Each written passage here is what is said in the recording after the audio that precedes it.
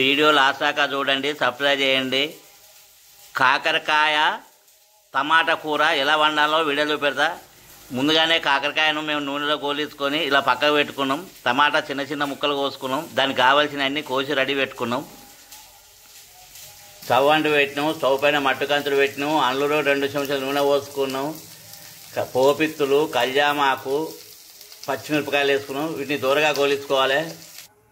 ఇందులోనే పచ్చి ఉల్లాకు, పసుపు, అల్లం వెల్లిపాయ, అరచెంచాడు ఇంగు, తగినంత ఉప్పు వేసుకున్నాం. ఇది ఇప్పుడు కలుపుకొని ఒక 10 నిమిషాలు ఉడకనివ్వాలి. టమాటాను ముందుగానే అన్ని పోపులే వేసుకున్నాం. అన్నీ వేసుకున్నాం పోపులా. ఇప్పుడు దీన్ని 10 నిమిషాలు ఉడకనివ్వాలి. మనం ముందుగానే గోలిచ్చి పక్కకు పెట్టుకున్న కాకరకాయ ముక్కలు ఇందులో వేసుకున్నాం. ఇప్పుడు వీటిని కలుపుకోవాలి. మొత్తం ఇలా కలుపుకోవాలి. కాకరకాయ టమాటా కూర రెడీ అయింది. కలుపుకోవాలి. స్టవ్ ఆఫ్ చేయాలి. దించుకోవాలి. కాకరకాయ టమాటా కూర రెడీ అయింది. గుమగుమలాడుతుంది. వేడివేడి అన్నంతో కానీ, చపాతీతోటి కానీ, పూరితోటి కానీ తింటే చాలా రుచిగా ఉంటుంది. కాకరకాయ ఆరోగ్యానికి చాలా మంచిది.